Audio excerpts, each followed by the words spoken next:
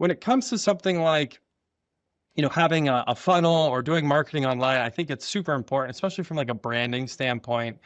If you're trying to get your name out there, let's say you're a brick and mortar agency, or if you're an agent that's focusing on your local market, I think doing a lot of internet marketing that geo targets your local area can really help with branding. Today's guest has a very lucrative lead business you may have heard of called Lead Heroes. He is the founder, and he's got a pretty darn awesome podcast too, which you may end up seeing yours truly on any day soon. Mr. Glen Shelton, thank you for joining me. Thanks for having me, Doug.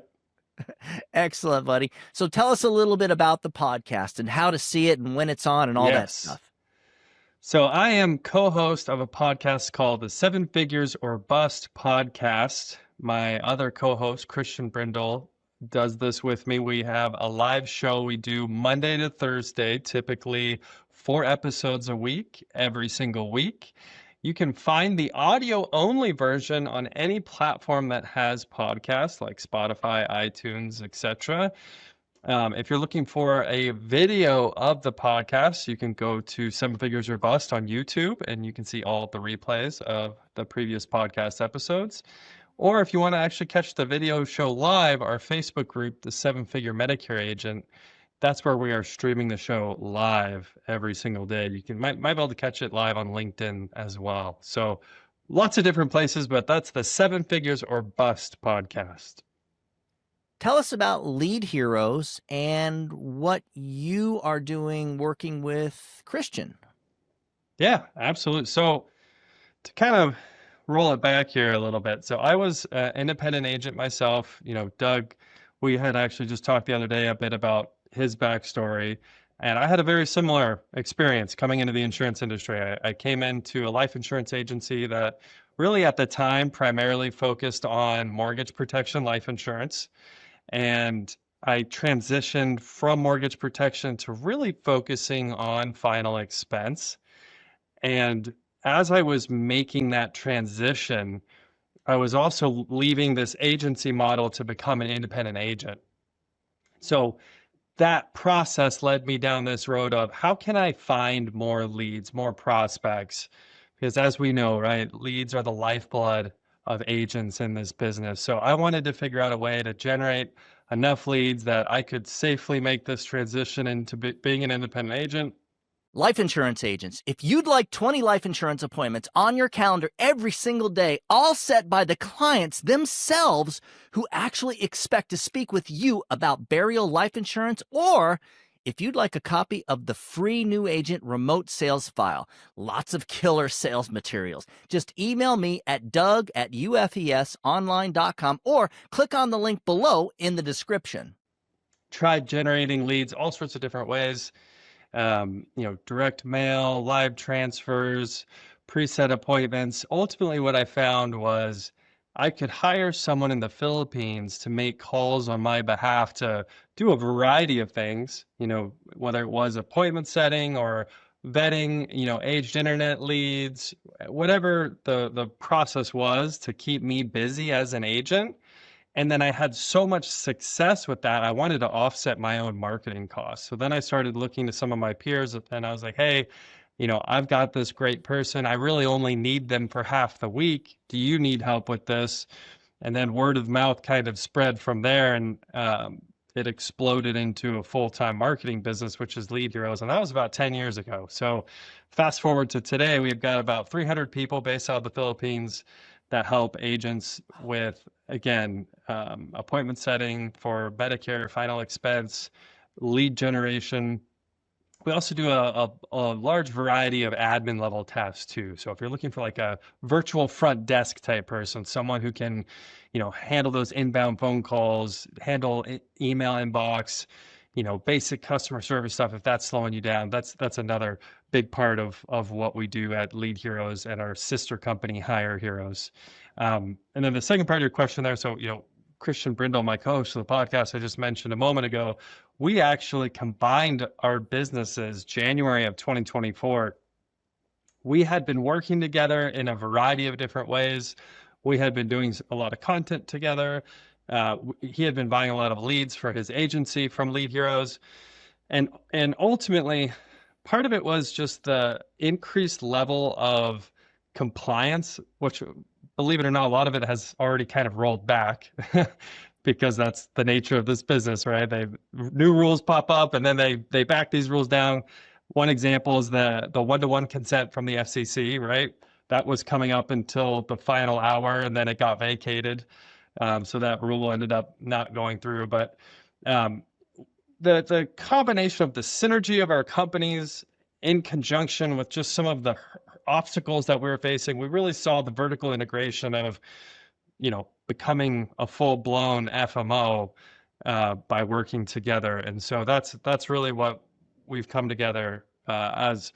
Again, our agency is Everything Senior Insurance. We really focus on Medicare Advantage, and helping agents all over. We do have a small agency that focuses up with Medicare beneficiaries based out of Utah, but then we also have a downline of Medicare agents that we help as well. Excellent. And Yeah. guys, in case you're watching this and you're thinking, Doug, I've seen you say some pretty negative stuff about offshore lead vendors. Just to be clear, my concern with the offshore lead vendors is that they're not doing things compliantly. So the fact that Glenn owns the company here in the U.S., Great trust point. me, he is doing everything compliantly. So yes, I do trust Glenn and Lead Heroes for leads. So it just had to be clear about that. Now, let's talk a little bit about a different type of lead and what your opinion is on like advertising funnel and agents that are generating their own leads, maybe on Instagram and Facebook. I'm a huge fan of diversification when it comes to marketing portfolios. Whether you're an independent agent or you're an agency owner, I think putting all your eggs in one basket is always risky. So even though I think, we do a great job marketing, and obviously I'd love to take everybody's marketing budget at Lead Heroes, the reality is I think having several different ways that you're getting those leads, getting those prospects coming to you, is going to most likely help you grow even more. Not to mention, everyone handles different leads a different way. Some agents might do really well with Facebook leads, and then some might do better with a lead like Lead Hero. Some might do better with seminars, webinars. Like, there's all these different types of marketing that you can do. So, and even if you have one that you do really well with, it's still good to have kind of a secondary source, in my opinion. So when it comes to something like, having a funnel or doing marketing online, I think it's super important, especially from like a branding standpoint. If you're trying to get your name out there, let's say you're a brick and mortar agency, or if you're an agent that's focusing on your local market, I think doing a lot of internet marketing that geo targets your local area can really help with branding. So even if they're not signing up right there, or you're not getting that lead capture right there, maybe they're seeing your name. And so when you do end up getting in front of them down the road, another 60, 90, 120 days, all of a sudden they see you and they recognize you. Oh, Glenn, I saw your ad, okay, yeah, let's do this. So I think internet advertising on social media, and again, a lot of times that has a funnel on the back end of it, right? Giving the client more information, the ability to sign up and schedule an appointment potentially with you right there. I'm a huge fan. Have you ever generated leads that way? I know you do the telemarketed leads, but have you used, like Facebook, Instagram, for example, to generate leads there? Yeah. So, we'll probably spend over 6 figures at least on Meta's platform this year. So, there's a lot of at ESI on the agency side, there's a lot of marketing that we do that we don't necessarily sell through Lead Heroes. And then Lead Heroes itself doesn't do a lot of direct internet marketing, but at the agency, we'll do a lot of the funnels, the webinars, the seminars, direct mail. We kind of dabble in all of it, to be honest. Okay. Now, let's talk about agent resources. Yeah. Maybe I'm a new agent, or I've been selling one insurance product, and I want to sell another. What resources or even books or websites would you recommend? Yeah, so this is a big one. You could be on the highest contract levels with any carrier, you could have the best leads from any lead source. And if you don't know what you're doing, it's really worthless, right? So I think having that knowledge, that training is super important. So one thing that, again, Christian and I have put together, and you don't have to work with us in any capacity to sign up for this, but it's Seven Figure University. At Seven Figure University, it's over 250 videos. About 20% of that's from me, 80% of it's from Christian, and it covers a variety of topics when it comes to marketing and specific carrier training. There's compliance training on there. There's scripts. There's training on tonality. I mean, all of these things, some of it is so small that you might not, you're like, why do I even need to train on this?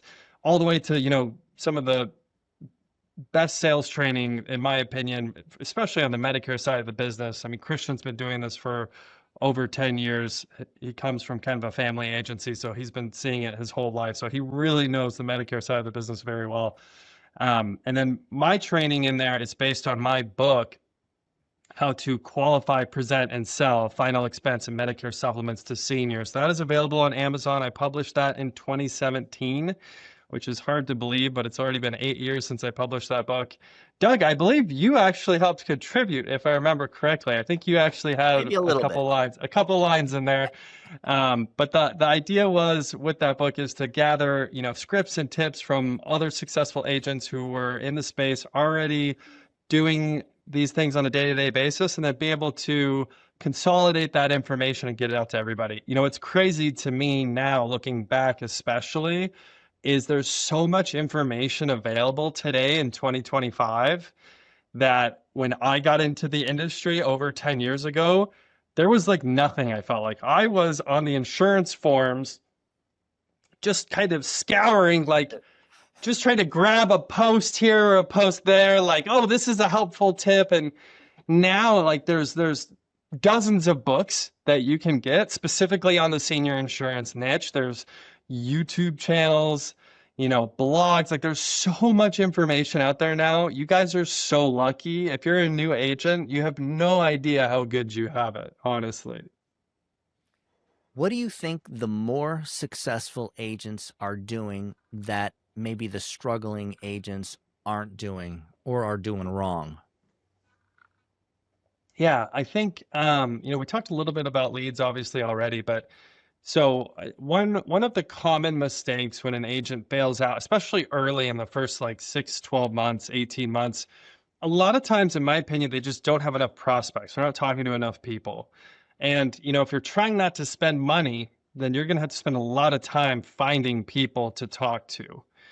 So, you can do it. I've seen people do it. I've seen agents and agencies get built on a $0 marketing budget. You're door knocking, you're doing in-person events, you're talking to friends and family, you're posting on social media organically, you're doing videos organically, and you're not spending any money, but it's a much slower, more difficult start, in my opinion. I think the successful agents and the successful agencies that I've been a part of, that I've seen, that I've been able to work with at Lead Heroes, they usually have a pretty sizable marketing budget. We were just talking offline a second ago before we got started about an agency owner that I know really well, and I know you know really well. And I've had a chance to work with him behind the scenes. It was really interesting to just see, like, they'll spend a lot of money on marketing, then they'll meticulously track the results on that marketing, and not just over like a week period or a 2-week period, which a lot of agents I think do. They buy the leads and they're like waiting for the commission to come in a week later. This agency will spend the money on marketing or the leads. They'll track it for 90 days because they want to see all the follow-ups come through, make sure they're squeezing everything they can out of it. And then they're looking back at the numbers, right? What was the ROI? This is what we spent. This is what we closed. This is the lifetime value of that client. This business can be really easy, you guys. Like, it doesn't have to be rocket science. It can be as simple as, I spent this much and I acquired clients that were worth this much. And then as long as you're spending less than the clients are worth, you can continue to grow at a rapid pace. A lot of agents, I think, get caught up in XYZ, where it's like, well, so-and-so told me that I need to do seminars. And that's the only way that I can be successful, because they built their agency on doing seminar marketing. So I need to do seminar marketing. Or, it's all about my cost per lead. I've got to have a cost per lead that's $10 or less. Well, it's like, or I got to have a closing percentage that's 60% or higher. It's like a lot of these metrics are just irrelevant at the end of the day. It's like, how much did you spend? How much did you make? Or how much is that client worth? And then everything in between is just extra details that if you want to get lost in, you can. And I'm not saying we don't track, we track all sorts of numbers, but I just think if you simplify, you can really boil this down. It's like, get enough people to talk to, have those conversations, and then just rinse and repeat. I mean, that's how agents are successful. Well, we all have a different learning curve, right? Yeah. I mean, I'll admit it, I'm a little slow. So for me, it took a while to get to start seeing success. But to me also, I feel like a lot of agents, and I've heard it over and over, when I interview an agent, one of the things they always tell me, the reason they're jumping ship, they're leaving one agency to go to the next, they tell me it's the leads, looking for a better lead, or really didn't get much help from my upline. Those are the two things I hear the most. I get that. Yes, sure. An upline and having a good lead program, it can make a difference. But sure. At the end of the day, it's what I'm doing to force myself to get better, to do the work, to cut through the learning curve so that the success starts to happen.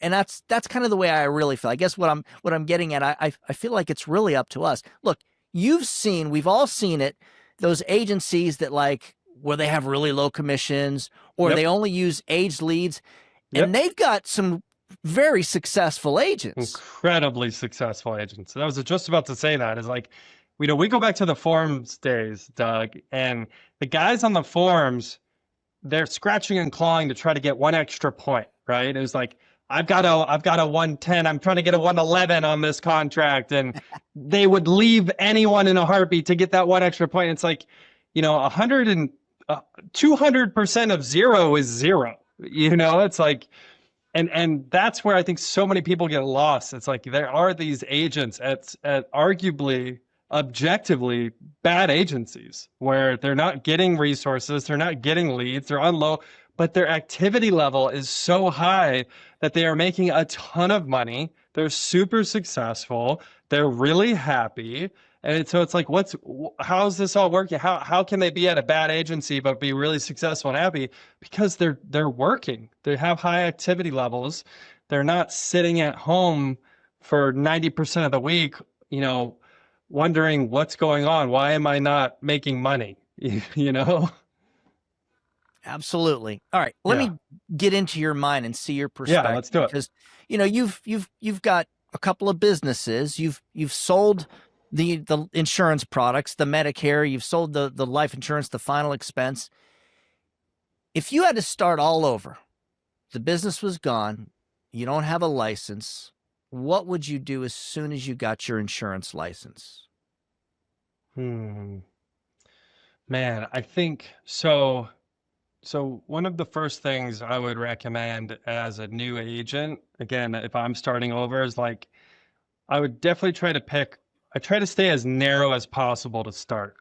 This is something that I see a lot of agents mess up on, is there's agents who are like, I need to get licensed in 40 states. I need to get my life health, my PNC, my Series 7, my Series 6 and 63, and that's how I'm going to be successful. And it's like, again, it's one of those things where it's like, you could have 100 licenses, you could be licensed in every state. That doesn't make you money by default. That doesn't make you any money. It actually costs you a lot of money to do all that stuff. So if I could go back, I'd be really narrow. I'd pick like one lane, one product. So if that's final expense, as an example, I'm just selling final expense, and I'm picking, if I'm selling over the phone, I'm probably just picking a couple states, maybe 2 or 3 states to start. Maybe it's my local states. And then I am really focusing on what I can control as far as like trackables go. So I think one of the common ones now, especially for telesales, is like tracking talk time. I like that stat a lot. Like if you're trying to look at some measurables, some KPIs, um, just being like, I want to spend 4 hours a day on the phone talking to prospects with my core niche, my core product. So I'm talking to seniors 4 hours a day on the phone, and whether I'm getting live transfers or I'm making outbound calls on leads or however you're doing that, focusing on the talk time because that's what you can control. And then, so if I'm actually on the phone 20 hours a week and then kind of working out the math from there of, okay, the average for every 2 hours of talk time, I should get one application. I should try to get 10 apps a week. This is 40 apps a month. I might have a persistency of 80% on that. So, I'm at 32 placed apps at the end of the month. I have a 600 AP per app. I'm making about 16 to 18,000 in commission. And if I'm buying leads, maybe my actual net is like 12 to 14. So it's like, I'm obsessed with the math equation behind it, right? It's like, it's an algorithm. It's really that simple. It's like you plug in your marketing or you plug in like your effort of actually doing the sales, and then you'll see this average, whatever your average looks like over time, and you'll see it kind of play out. So like that's really what I got super focused on as an agent before, and I'd try to get even more lasered in on it now, especially with everything that I know now, being in the space for as long as I have. It's like if I just focus on hitting this metric every single day, whether that's number of calls you're answering, number of outbound calls, talk time, like whatever your activity level metric is, and then you just know that over time you'll see this average play out. And again, this could be final expense, this could be Medicare supplement, this could be Medicare Advantage, this could be ancillary products, like whatever you want to focus on selling. And then once you have a ton of success with that one product over time, for me, and Doug, you said you were slow. I mean, it took me almost a year of selling before I honestly felt like, okay, I figured some of this out. Like I'm decent at it. I can go into a house. I can tell a stranger, this is how it works. I need that voided check, ma'am. So it took me some time too. So don't get distracted. There's so many distractions.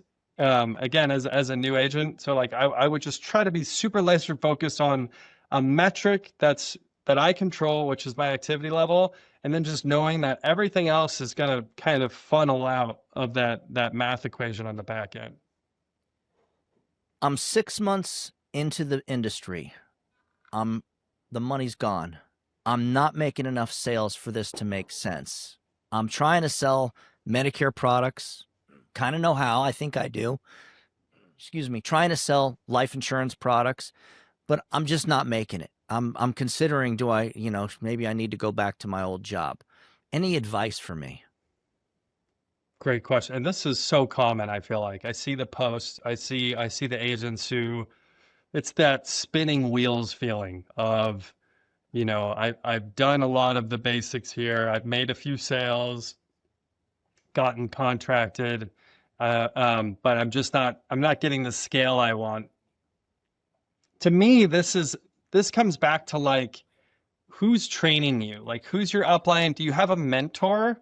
Do you have someone that you can reach out to? Because sometimes this takes a deeper diagnostics of like, what's going on here? Well, one of the first things that I would recommend personally, like if I was having a conversation with this agent, is like, let's go through your week. Like, I want to understand your average week. I like right? that. Like, yeah, give me your calendar or send me a screenshot of your calendar. Like, what are you doing on a day-to-day basis? Because if you're doing the right things and you're just not getting the results, then we need to look at what you're doing, right? If, like I mentioned a second ago about talk time, if you're showing me what you're doing on a day-to-day basis and you're spending a lot of time talking to prospects and it's legit, but you're just not getting the sales, well, now let's look at what you're saying, right? Like, let's troubleshoot what you're actually saying because you're doing the right things. Most likely, though, when I see these posts, when I see these agents saying like, I think I'm quitting, this isn't working, most of the time they're not doing the right things. They're building websites, they're getting contracted for ancillary products they're never going to sell because they saw a webinar about someone killing it, selling a specific cancer policy. They're so like chasing shiny object syndrome is really what a lot of it ends up being. So that's it. I feel like maybe 1 out of 10 times you'll get that agent that like they're doing the right things. They just need like coaching on what they're doing. Most of the time, the agents that are struggling like this, they're just distracted. They need that focus. They need to spend time doing the thing that actually makes them money. Like you need to actually focus on writing applications. That's what makes you money. It's not all these other shiny objects that you're chasing. Yeah, and good point about the upline. I mean, having a real mentor, that is, and the truth is, I mentioned it before, agents will complain about the upline or the leads, but Right. it kind of is very important. If you don't have someone that's willing to give you time when you need the time, then that's a potential issue. I know one of the things that I have caught myself doing is really focusing more on some of the successful agents than the ones that are having the struggles. And that is a fail. One of the things that I recently forced myself, because you've got to recognize when you're not doing right, especially Right. as an agency owner, is I'm forcing my agents to spend more time. Like I can't force them, but I'm pushing them. One gentleman started 2 weeks ago. So what we've been doing is we've been talking in the middle of the week, and then we've been doing a Zoom on Friday. We did that 2 weeks in a row to help see where he's at, figure out what we need to do to get him to push forward.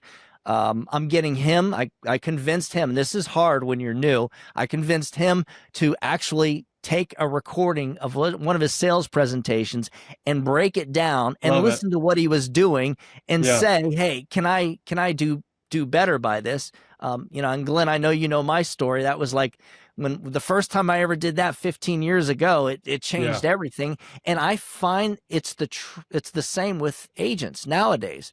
We don't want to listen to ourselves. It's painful, especially an hour recording of you getting rejected. It's painful, It but is. it's a great way of figuring out, of realizing, hey, I really wasn't saying what I thought I was saying, or I wasn't saying it the way I thought I was saying, and it came off completely different, or just maybe even weak. I had a boss who used to tell me, you're not strong enough. You're weak on the phone. You got to get strong. And sometimes we'll come off as sounding insecure or even desperate, and that is a complete fail. That's Right. when you got the clients hanging up on you. But Yep. yeah, a mentor to give you feedback, to actually work with you. Some of the best agents, and let me put this back to the agent. Some of the best agents that we have at my agency are who they are because they drove me nuts in a sense, or they knew it. They were calling me every day or even multiple times daily. Sure. And the one thing is like, okay, he's calling again, sure. But I'm going to spend the time with him or her. I'm going to do everything I can. That's really what a mentor's job is. And by sticking in there, and that's the other thing Glenn mentioned, it took him about a year to kind of get it. That's Yep. the hard part, guys. That Yep. really, really is. So, Glenn, excellent stuff. A lot of good, valuable content today. Man, I really appreciate you being here. Doug, thank you so much for having me. Again, really appreciate your time and being able to talk to you about some of these different things, my experience, and hopefully if an agent picks up something that can help them from this interview, that would be awesome. And of course, you guys, if you're looking for more information like this, check out the Seven Figures or Bust podcast. Doug, you'll see him featured on there, and some great conversations that Christian and I have, and we bring on guests and we cover all sorts of industry news and have some fun over there. So yes, again, thank you so much, Doug. Absolutely. Have a good one, guys.